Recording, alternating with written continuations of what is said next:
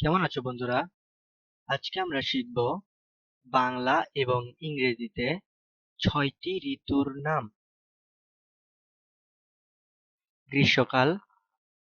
গ্রীষ্মকালকে ইংরেজিতে বলা হয় সামার। বর্ষাকাল।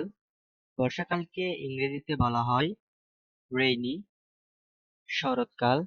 শরৎকালকে ইংরেজিতে বলা হয় autumn. হেমন্তকাল।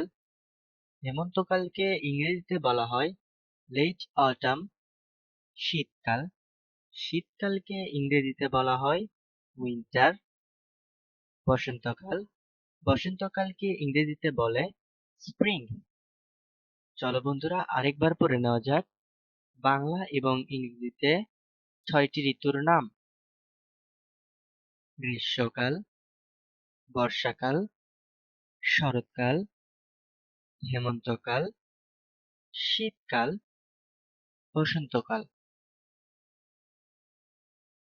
Summer, rainy, autumn, late autumn, winter, spring.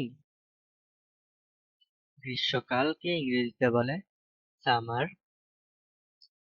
বর্ষাকালকে ইংরেজিতে বলে রেইনি। শরৎকালকে ইংরেজিতে বলে অটাম।